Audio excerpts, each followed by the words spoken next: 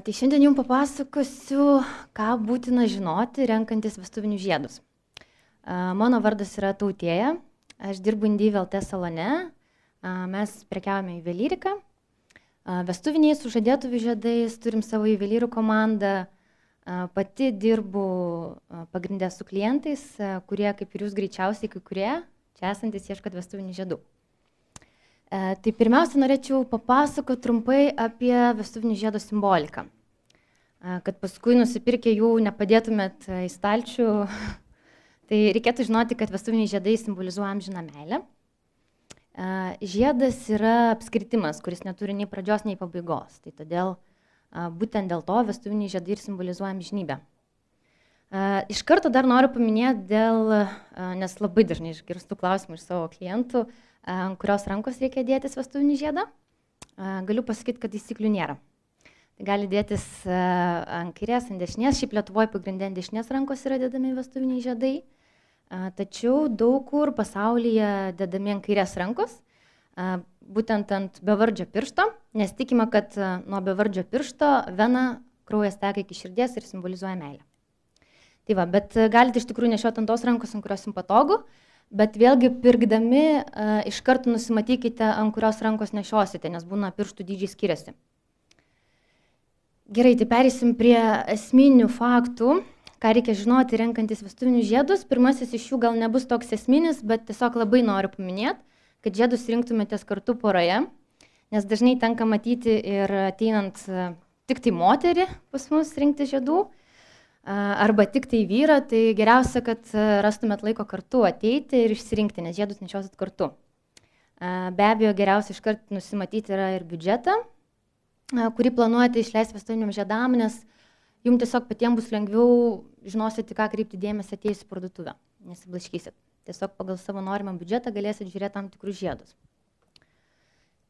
Taip, tai labai svarbus pasirinkimas renkantis žiedus yra žinoti, iš kokio metalo jūs norit, kad jie būtų pagaminti.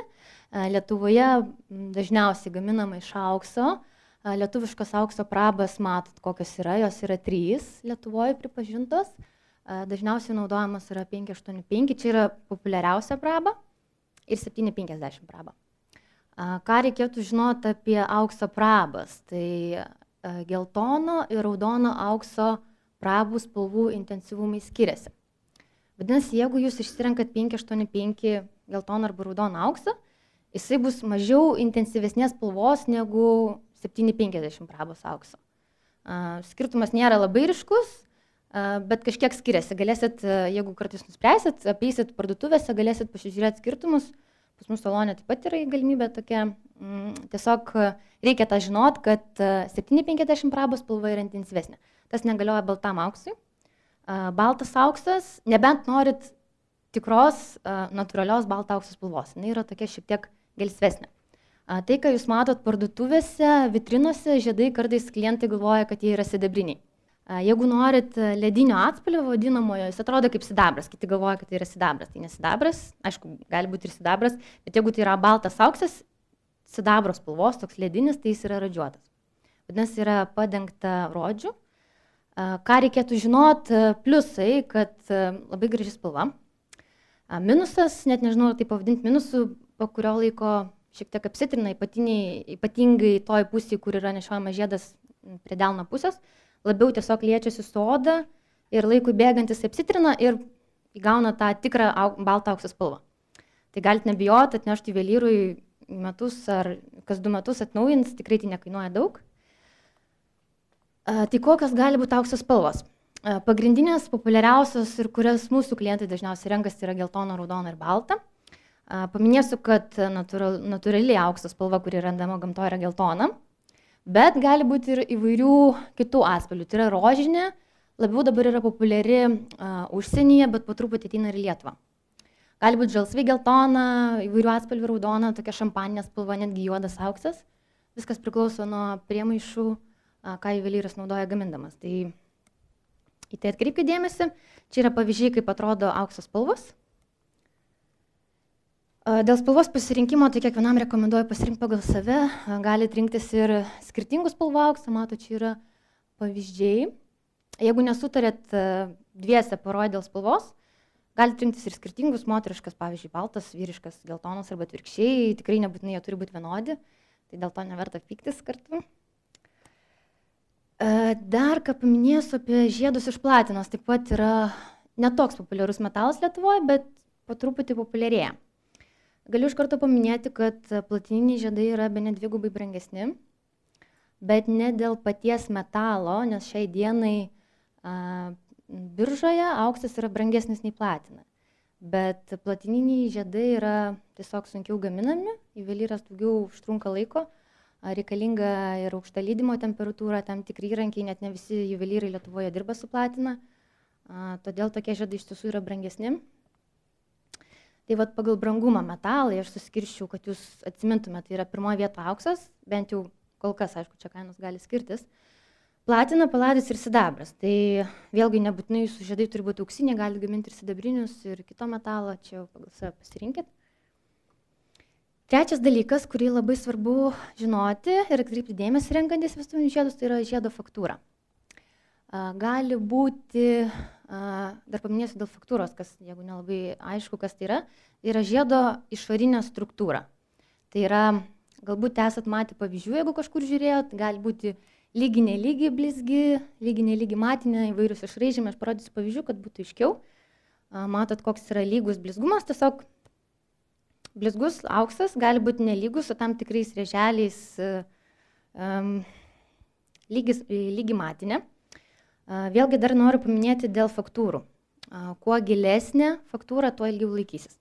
Jeigu pasirinksit tokį paviršutinį matinį auksą, jisai nešiojant su laiku, kadangi žiedus turbūt nešiosit kiekvieną dieną, tai atliekant tam tikrus buities darbus, jie gali pradėti blizgėti, matinis auksas.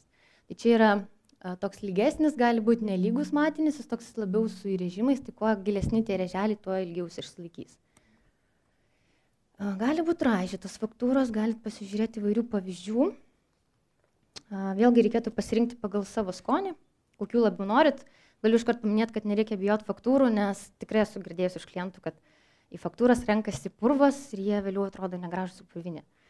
Tai nežinau, ką jūs ten turėtume daryti, tai žiedais, kad jie ant tiek išsipurvintų, kad jums gadintų vaizdą.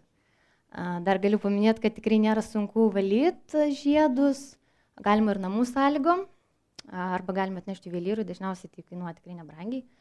Mes savo Indivi salone savo klientam dažniausiai žiedų valymo procedūrų atliekam ir nemokamai. Tai dėl faktūrų tikrai nepergyvenkit.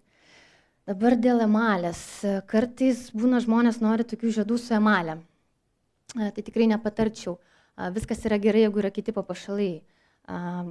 Auskarai, pakabukai, jie ne taip intensyviai yra naudojami, nes su rankom jūs turbūt dažniausiai ir plaunat indus ir namie tvarkotės, tai žiedas bus nešiojamas kiekvieną dieną. Dėl to rinkitės labai atsargitas faktūras, tai emalės nesiūlau, nes labai lengvai gali išbyrėti, tiesiog nebegražiai atrodys.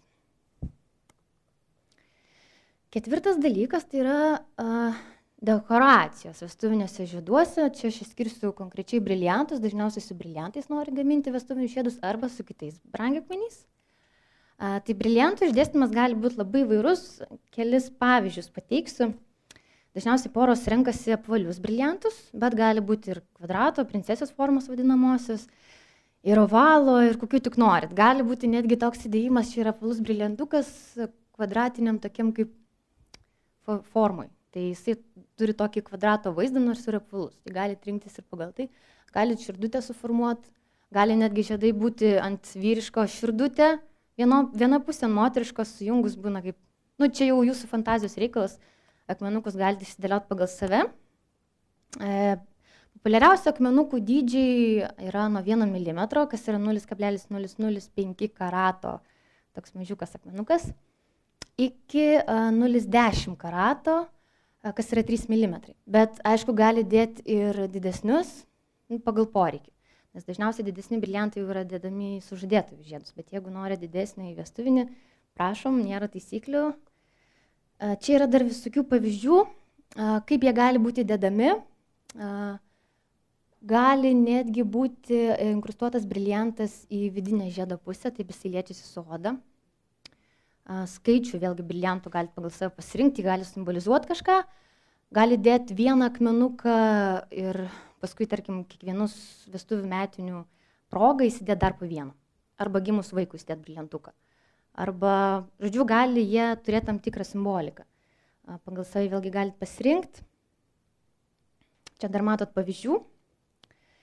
Ir dar noriu paminėti apie juodus briliantus. Šiaip briliantais vestuvinius žiedus dažniausiai dekoruoja moteris. Bet vyrai, aišku, irgi gali juos naudoti savo vestuviniuose žieduose. Dažniausiai yra renkamiesi juodi briliantai vyriški. Netgi vėlgi matot, kaip gali būti įdėti briliantai. Gali būti įdėti į vidinę žiedo pusę ir jie matysis tiesiog, kai ranka yra va taip. Tai čia yra tam tikra, toks sakyčiau, kaip ir paslaptis, kur yra įdėti tie briliantukai. Tai dar apie juodus briliantus. Dažniausiai jos renkasi vyrai. Vėlgi taisyklių nėra, visas taisyklės noriu paneigti, nėra jų. Rinkitės taip, kaip jums gražu. Tik apie juodus briliantus noriu paminėti tokį vieną dalyką. Tikrai esu girdėjusi iš klientų, kad juodi briliantai yra labai trapus ir gali iškrist, subirėti. Tai galiu ir paneigti, ir patvirtinti šitą dalyką, nes gal paneigsiu tuo, kad jūs nepajausit skirtumo.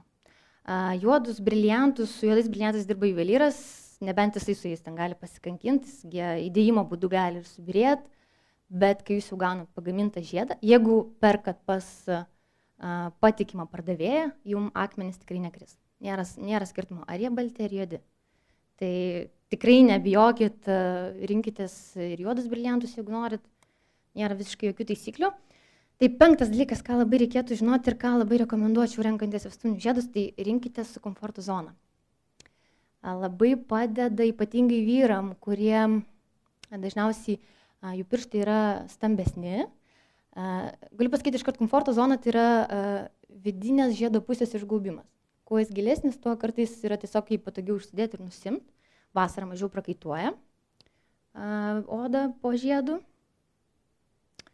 Tai ypatingai vyram, kaip ir minėjau, noriu parekomenduoti žiedus su komforto zona, nes atliekant tam tikrus fizinius darbus, kartais pirštai nuo sunkaus darbo ar tiesiog nuo karščio patinsta. Ir gali būti sunku užsidėti ir nusimti vestuvinį žiedą, tai komforto zona šiek tiek šitą problemą pašalina. Vėlgi jos gali būti įvairių gylių.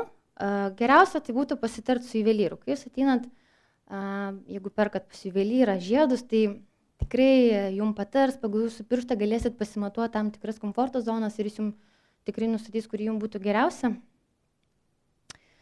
Ir dar noriu jums paminėti apie žiedo plotį, storį ir svorį, kas yra labai svarbu, renkant į žiedus.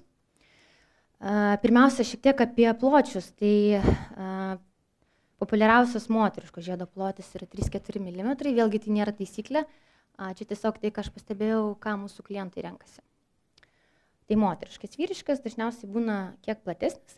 Apskritai, vyrai dažniausiai renkasi 1 ar iki 0,5 milimetro platesnius žiedus nei moteris, nes automatiškai ir pirštai yra stambesni, bet galit rinktis ir vienodo pločio žiedus, tikrai čia nėra skirtumo, tiesiog atkreipkite dėmesį į patį plotį ir nesirinkit labai plačių.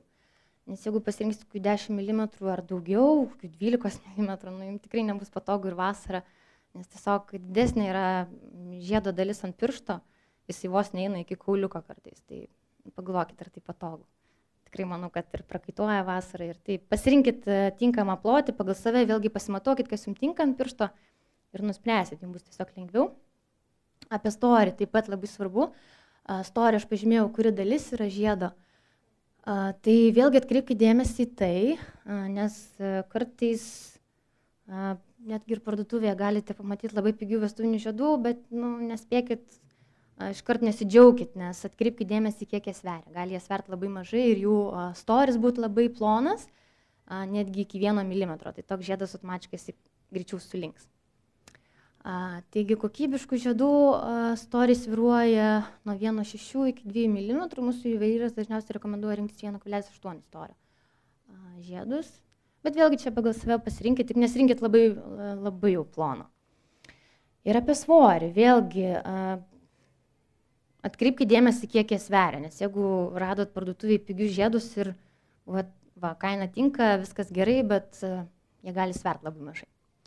Tai gali sverti netgi 3 mm žiedas 1 gramą, kas yra tikrai labai nedaug, tai Vėlgi reikia atkreipti dėmesį, aš jums kaip pavyzdį parašiau, kad 3 mm kokybiškas vestuvinis žiedas turi sverti apie 3-4 gramus. Tai automatiškai, jeigu 4 mm renkatės, tai skaičiuokit 4-5 gramai.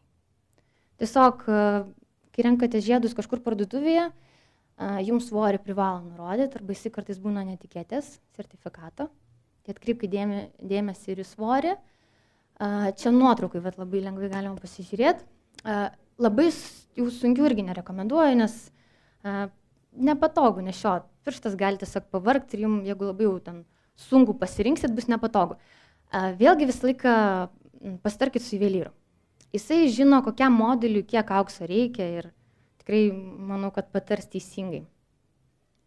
Tai va, kai jūs sužinojot pagrindinius tokius aspektus, į ką reikia atkreipdėmės, tai metalas, faktūros, komforto zona, storis, plotis, svoris, kreipkite dėmesį pardavėją. Tai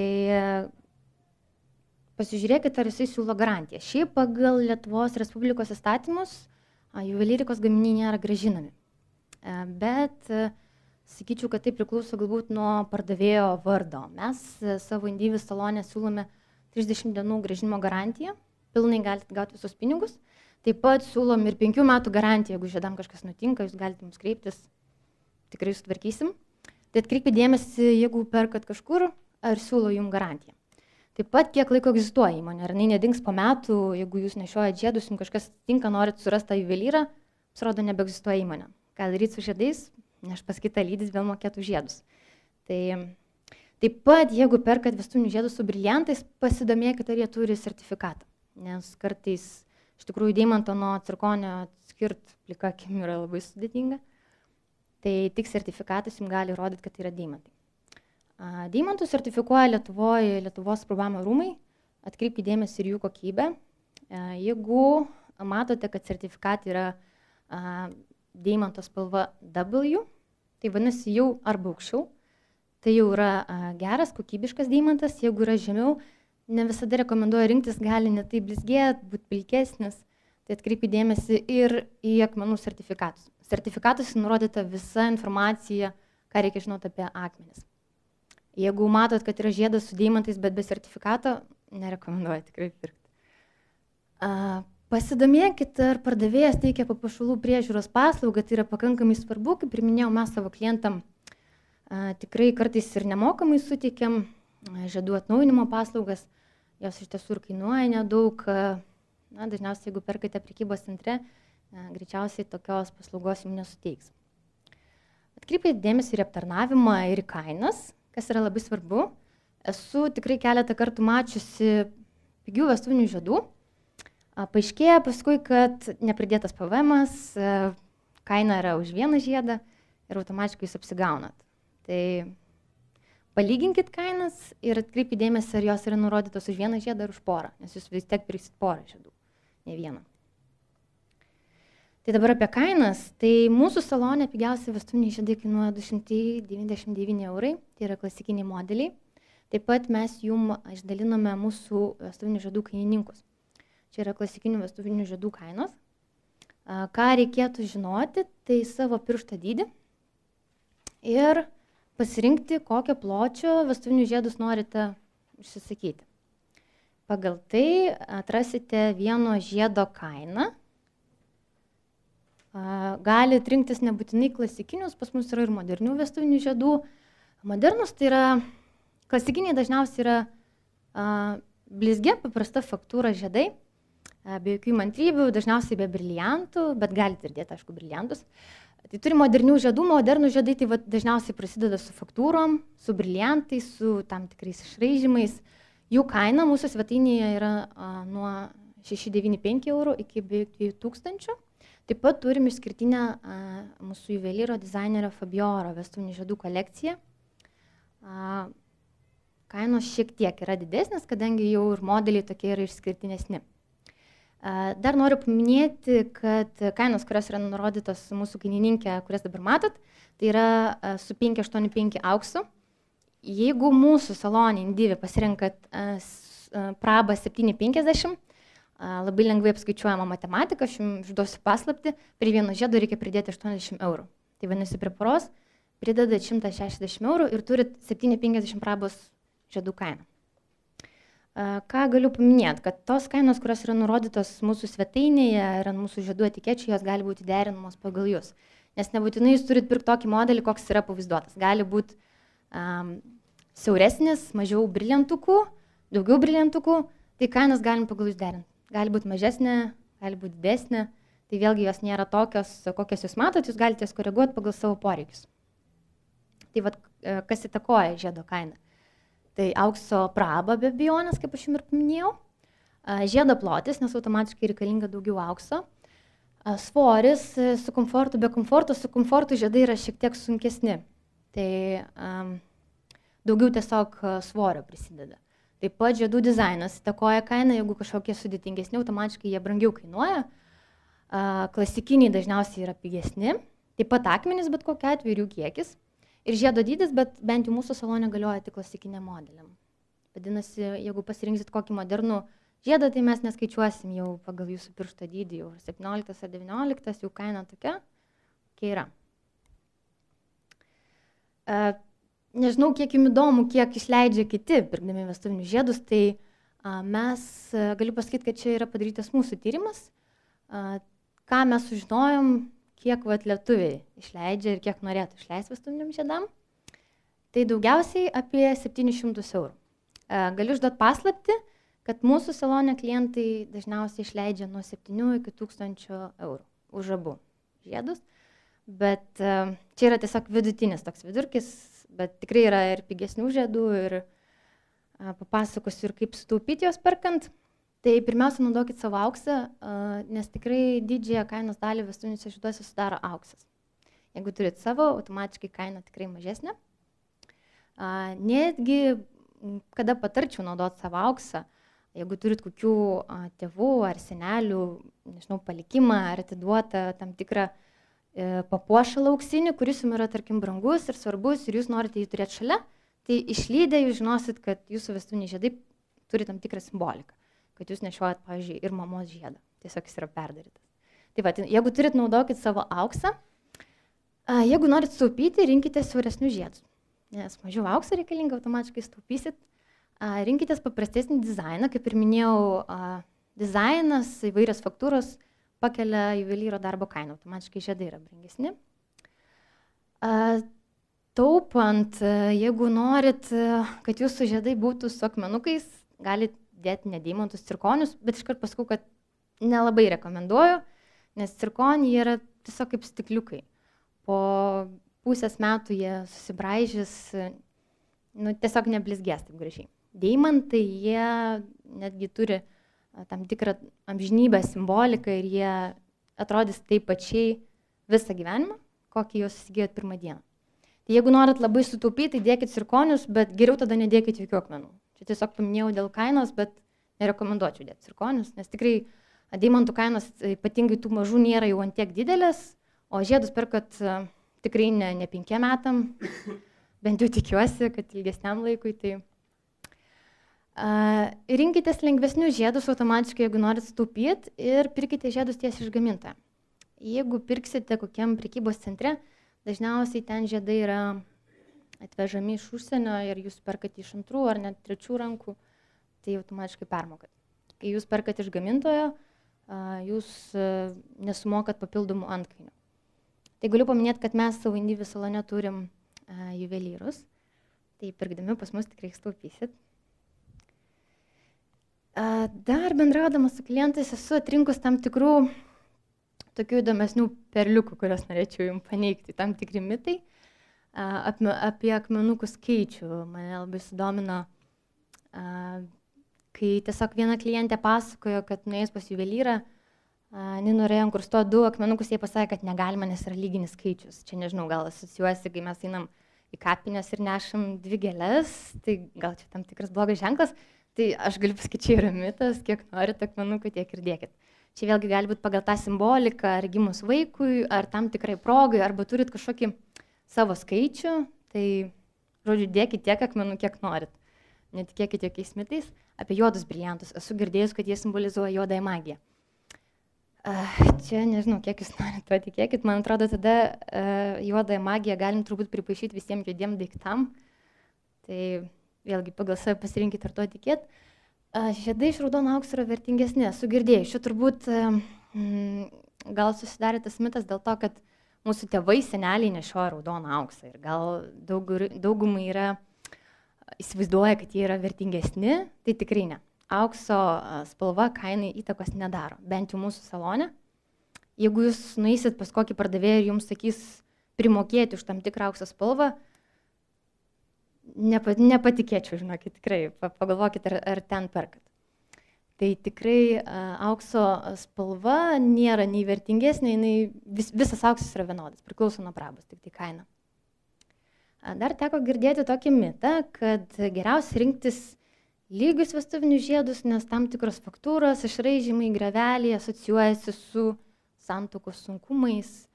Čia turbūt kiekvienas suvokiam, kad tikrai yra mitas. Nemanau, kad vestuvinio žiedo pasirinkimas įtakoja jūsų ateitį, jūsų santykius. Tai tikrai noriu paneigti šitą mitą. Yra tekę girdėti ir iš klientų, kad geriausia aukso praba yra 585. Geresnė jinai gal yra to, kad jinai yra pigesnė negu 750. Bet čia turbūt tas mitas atsirado dėl to, kad galiu pasakyti taip.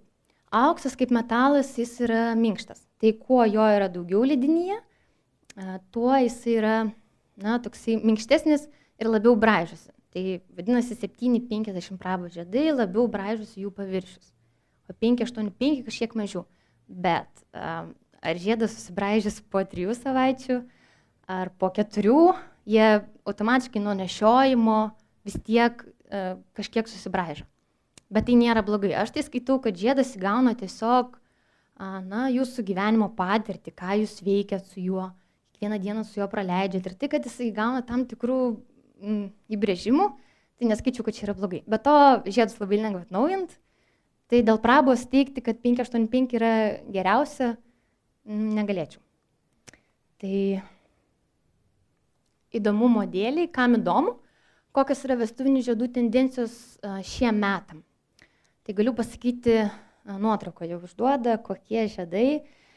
Kitaip, anglų kalboje jie vadinami eternity rings, išvertus galbūt tokie kaip amžinybės žiedai. Tai pasakysiu, vėlgi yra dvi simbolikos. Tai visų pirma, kaip ir pradžioje minėjau, kad pats žiedas simbolizuoja amžiną meilę, nes jis nesibaigia, yra ratas, neturi nei pradžios, nei pabaigos. Deimantai taip pat simbolizuoja amžinybę ir amžiną meilę. Kadangi deimantai yra kiečiausi natūralūs mineralai žemėje, jie niekada nesusibraižo, dėl to jie vadinami tokie amžinybės simboliais.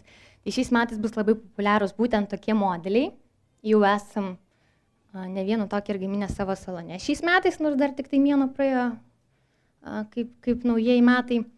Tai va, galit pasižiūrėti įvairių išdėstymo akmenukų, gali būti 3 eilutės, gali būti šiek tiek daugiau aukso, palikti akmenukai labiau gilį eina. Vėlgi jų dydį galit pasirinkti, gali būti mažesni, didesni. Vyriškas žiedas dažniausiai būna klasikinis šalia. Ir šiais metais populiaresni bus tokie plonesni žiedai. Tai čia dar keletą pavyzdžių, kaip gali atrodyti tie žiedai. Vidiniai pusė yra skylutės, jeigu nepatinka, galim nedaryti, gali būti lygus vidus. Tai nekreipkite dėmesio, nes kartais tenka klientam parodyti, sako, nepatinka skylutės. Sakau, skylučių gali nebūti, jeigu nereikia. Taip, tai vėlgi akmenukų dydis įtakoja plotį, kuo mažesni, aišku, tuo siauresni žiedai. Vėlgi noriu pasakyti, kad klasikiniai žiedai jie niekada neišeina iš mados. Tai klasika yra madinga visada. Kokį žiedą be pasirinktumėt, visą laiką sakau, kad įsivaizduokit su juo save po 5 ar 10 metų. Jeigu matot realų vaizdą, jums tinka, žinot, kokį darbą dirbsit, ar jums žiedas netrukdys, viskas gerai. Bet jeigu pasirenkat kokią ar gilesnę faktūrą, ar prisidedat pilną briliantų ir paskui bijot nešiot, bijot atlikti namų ruošos darbus, tai atkreipkite dėmesį, jūs visi žinot savo gyvenimo tempą. Jeigu jis yra toks įvairesnis, rinkite žiedus tiesiog pagal save.